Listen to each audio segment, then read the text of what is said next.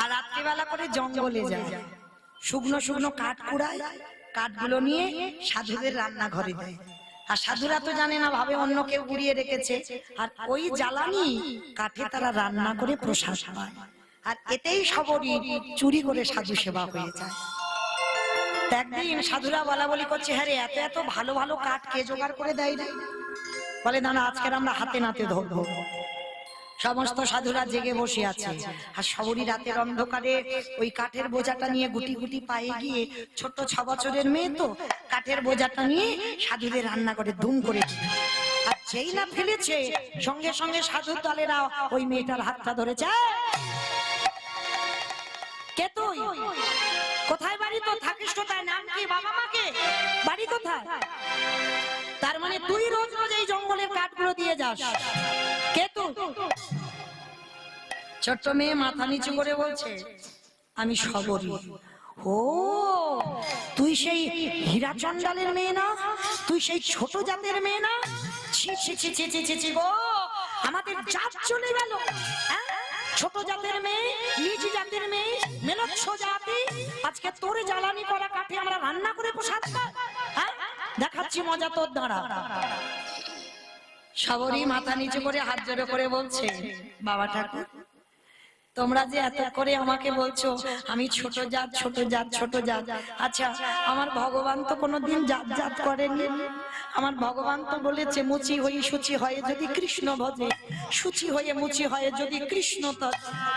আমি ছোট জাত তো কি হয়েছে? আমার কি অধিকার নেই আমি ভগবানের ভালোবাসতে পারি না? ছোট্ট মেয়েটার কথা শুনে বলছে, এইটুকু মেয়ে তোর কাছ থেকে আমরা জ্ঞান অর্জন করবো? দেখাচ্ছি মজা দাঁড়া। ওই জ্বালানি কাঠ টেনে নিয়ে সবরীকে মারছে, দূর হয়ে যা, বেরিয়ে যা, দয়া মা।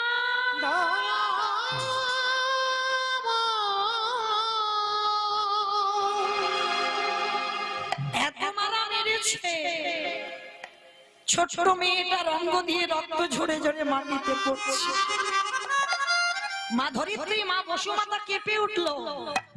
মা বলে উঠলেন, প্রভু, তোমারে যারা ভালোবাসে তাদের বুঝি তুমি এমনি করে শাস্তি দাও? কৃপা করো না প্রভু।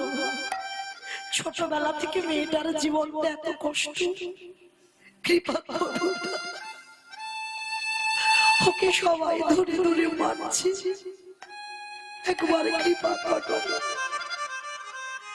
ওই সাধুদের মধ্যে একজন ছিল যার নাম হচ্ছে রামানন্দ স্বামী। রামানন্দ স্বামী ছুটে এসে মেয়েটাকে বুকে জড়িয়ে ধরেছে। দাঁড়াও দাঁড়াও দাঁড়াও, তোমরা মেরো না গো, ওইটুকু বাচ্চা মেয়ে, এত মার মারলে ও তো মরে যাবে, মেরো না। মেয়েটাকে বুকে জড়িয়ে ধরেছে। চল চল। আচ্ছা মা, এত কাঁদে, এত ভক্তি মেয়েটার, কৃপা হচ্ছে না কেন? এখনো দেহটা শুদ্ধ হয়নি। নদীর ঘাটে এ ঘাট থেকে ও ঘাটে যেতে গেলে বাবা নৌকাতে তো চাপতে হবে, তবে তো তুমি নদীর এ ঘাট থেকে ও ঘাটে যেতে পারবে। আর আমাদের এই ভব নদীটা পার হতে গেলে, সংসার রূপ সমুদ্র পাড়ি দিতে গেলে আমাদেরও তো গুরুচরণ ধরতে হবে। গুরুরূপী কান্ডারিকে আশ্রয় করো, তারপরে তুমি সংসার নদী পার হয়ে তবে তুমি গোবিন্দ চরণে যেতে পারবে। যারা ধরণী গুরুচরণ, অবশ্যই করে গুরু আশ্রয় করো। গুরুদেব দেহ শুদ্ধ করলে তবে তুমি পরমাত্মা রূপী ভগবানের দর্শন পাবে। গুরুপাদ হৃদয় ধরে ভজন করতে হবে। সবরই এত কাঁদে, কৃপা হয় না কেন? দীক্ষা হয়নি। রামানন্দ স্বামী সবরীর গুরুদেব ছিল। রামানন্দ স্বামী বলছে, এই মা সবরী, আয়, আজকে আমি তোকে রাম মন্ত্রে দীক্ষা দেব। আর শোন, একটা কথা বলে যাই মা, যা কিছু খাবি আমার প্রভুকে দিয়ে খাবি। বাবা, আমার তো কিছু নেই দেওয়ার মতো। কে বলেছে? কে বলেছে? ভগবান কি ডালা দিয়ে সাজিয়ে দিলে খায়? ভগবানের একটা নাম হচ্ছে ভাবগ্রাহী জনার্দন। ভক্ত যদি খায় তুমি দিতে পারবে না। কতটুকু তোমার আছে তুমি ভগবানের দেবে। ভগবান ভক্তের ভাব গ্রহণ করে। কে কি দিল আমি দেখি নাই গো, কে সোনার থালাই দিল না রূপোর থালাই দিল আমি দেখি না। সে আমার নয়ন জলে প্রেম ভরে দিল কিনা, ভক্তি ভরে দিল কিনা, আমি সেইটুকু গ্রহণ করি। হে নয়মা তুমি তো জানো না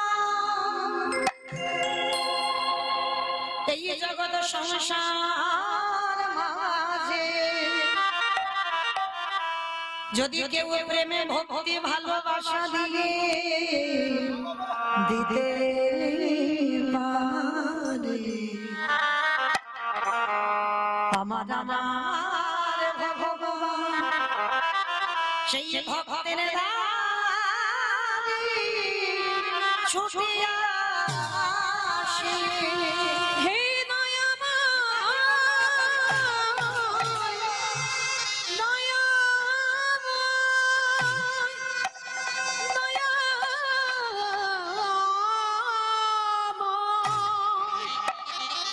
দয়া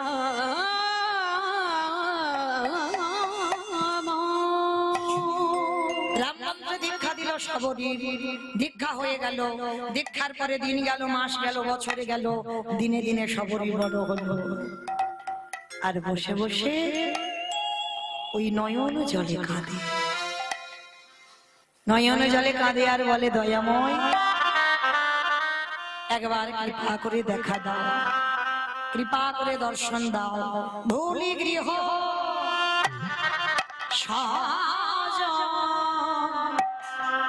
সবে সপেছি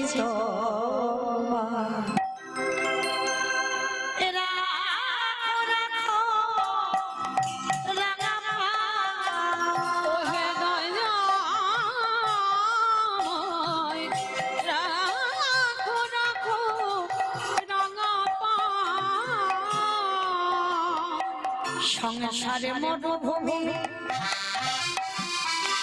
নাহি তোর ছায়া, না অনিলা দশা আনমে হো। সংসারে মরুভূমি নাহি তোর ছায়া, না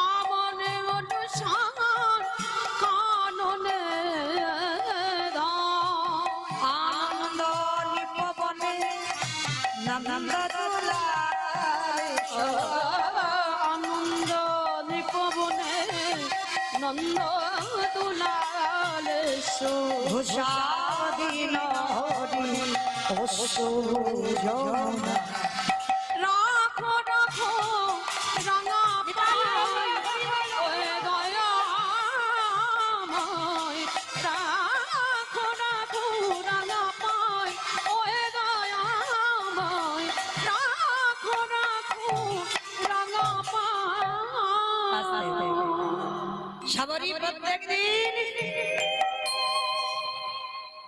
নয়ন জলে ভাসিয়ে কাঁদে আর বলে প্রভু ওই একটা একটা করে ফল পাড়ে একটু করে খা, যেটা টক যেটা তিতো সেটা ফেলে দেয়, সেটা নিজে খেয়ে নেয়, আর যেটা সুস্বাদু মিষ্টি সেটা প্রভুর জন্য তুলে রাখে।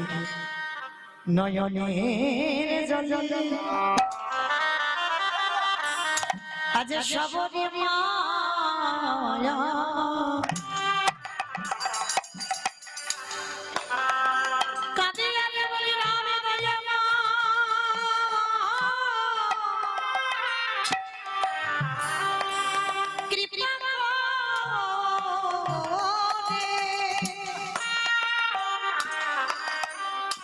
একেবারে কৃপা করে তুমি আমার দুবারে এসে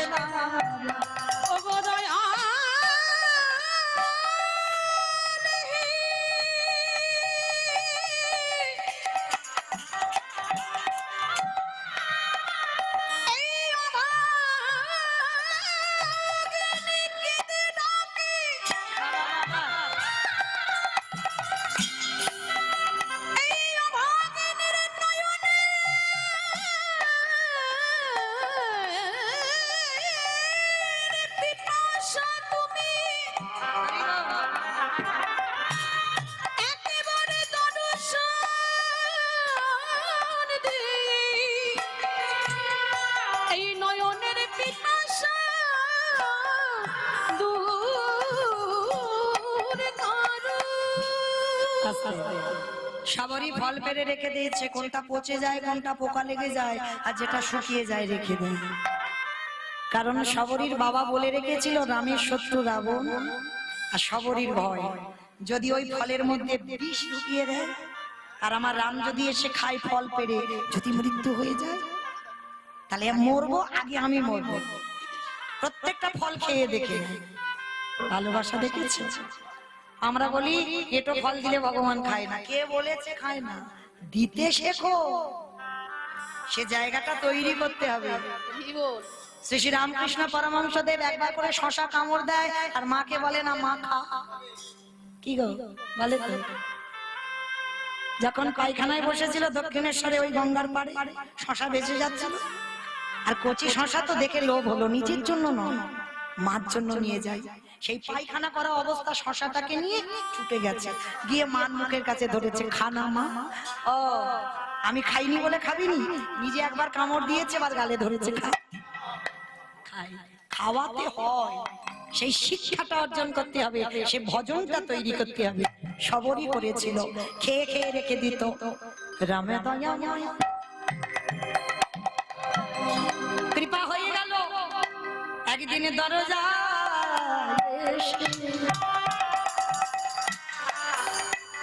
ডাক দিচ্ছে সবরী। কে কে ডাক দিল? আমার সবরী বলছি, তাড়াতাড়ি করি বাবা, কোমর তো পড়ে গেছে গো, আর শেষ ক্ষমতা নেই। সময় থাকতে তো আসেনি, অসময়ে এসেছে, কোমরটা ভেঙে গেছে, লাঠি ঠুকে এসেছে। যেই না দেখেছে দুইজন ভালো, কে তুমি? দেখে না বাবা রামার লক্ষণ, এসো। বসতে দেবার জায়গা নেই, দেবে কি সে? একটু পাতা কুড়িয়ে এনেছে, বসবার জায়গা দিয়েছে। কত খাঙা, আর চরণ ধোবাবে, সে ঘটিটা নেই, তা বলি কি ধোবাবে না? রামচন্দ্রী চরণ যুগল বুকে ধরেছে, এই বাচ্চে কি জগতের জলে, সবরই নয়নে জলে চরণ ধোবাইছে। যেই না চরণ ধৌত করে দিল, আঁচল দিয়ে মোছালে ব্যথা লাগবে, মাথার কেশ খুলে দিল, মাথার কেশ দিয়ে রামচন্দ্রের চরণ যুগল মোছাইল। যেই না মুছিয়ে দিয়েছে, প্রভু বলছে মা খেতে দিবি, বড্ড খেতে পেয়েছে। প্রভু তুমি খাবে? চন্ডালিনীর ঘরে চুপ, কথা নয়, খেতে চেয়েছি দিবি। কোমর ভেঙে গেছে, ঝুড়িটা এনেছে কোমরে করে, বেছে বেছে দেখছে একটা শুকনো ফল। ওই শুকনো ফলটা তুলে রামের বদনে দেবে, হাত আর যাচ্ছে না, কারণ রাম তো খুব লম্বা চওড়া। সবারই মায়া মা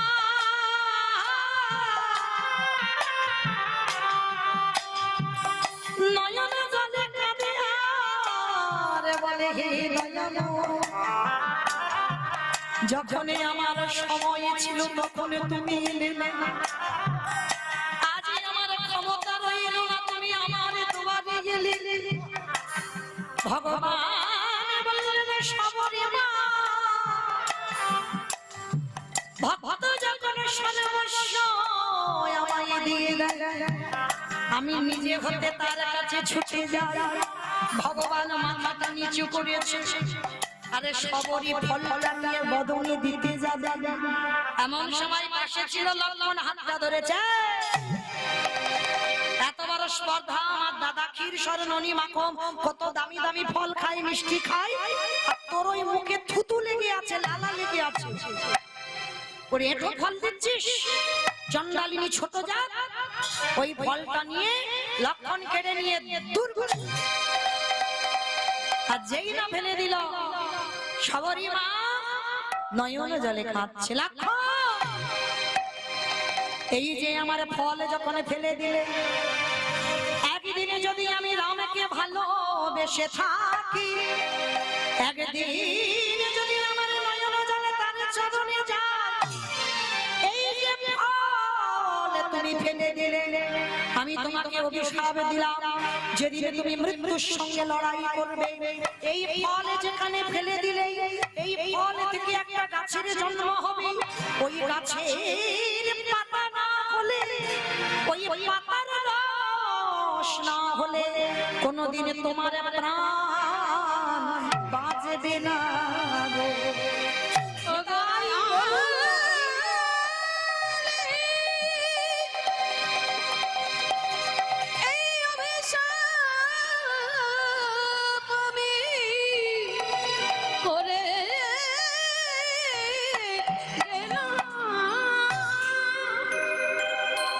রামচন্দ্র তথাস্তু বললেন, কথা দিলাম শবরী মাতাই হবে।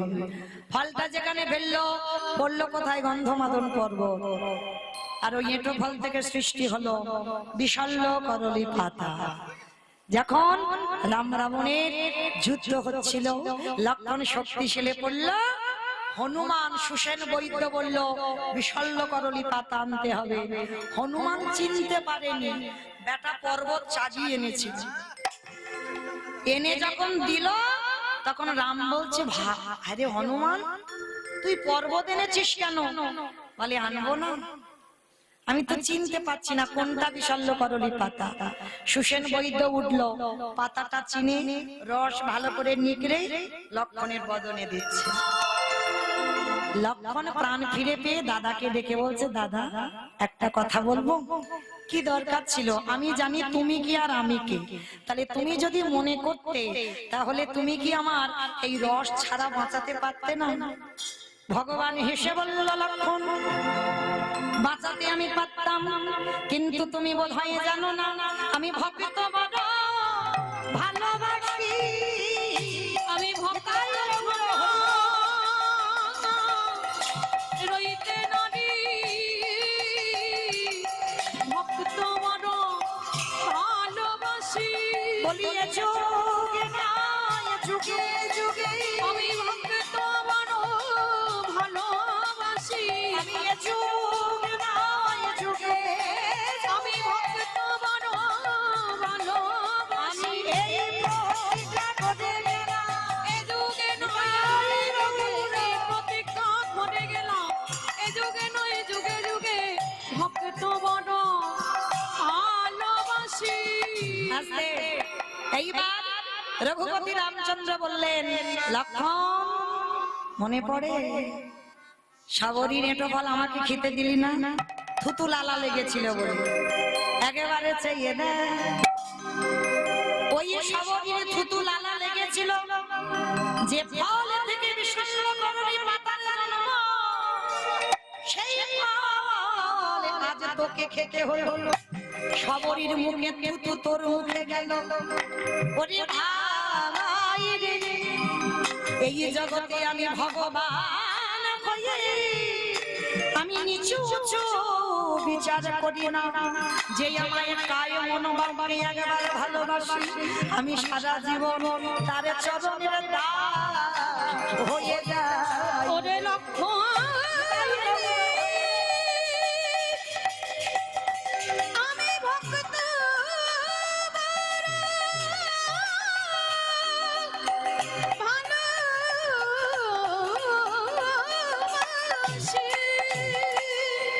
ফিরে এলেন শবরী মা। এইবার শবরী মাকে বললেন, চলো, যারা ঘৃণা করতো তোমাকে আমি একটু জাতে তুলবো। সবাই মতঙ্গ সাধুদের বলছে, দেখো তোমরা যে দর্শন পেলে আমার জন্য নয়, তোমাদের ভক্তিতে নয়, শবরীর ভক্তিতে আমি এসেছি। সবাই শবরীকে সম্মান করলো, সবাই শবরীকে প্রণাম করলো। শবরী বলছে, প্রভু একবার দাঁড়া। ও মাইরা, আজকে লীলাটা যখন এতক্ষণ রামচন্দ্রের হলো, চলো একটা রামচন্দ্রের ভজন হোক। সীতারামে ভজলে মনুমা, একবার সীতারামে ভজলে মনুমা। ঘড়ির কাঁটা টিক টিক করে ঘুরে গেল, আর কখন ঘুরে গেল আমি বুঝতেই পারলাম না। মানে আমার এলাকার ভক্ত বলে কথা, একটা বড় বাচ্চা, তাই না? চলো দেখে হাত দুটো তোলো। সীতারামে ভজলে মনুমা, একবার সীতারামে ভজলে মনুমা, একবার সীতারামে ভজলে মনুমা, একবার সীতারামে ভজলে বলুয়া बहाना की जरूरी लड़का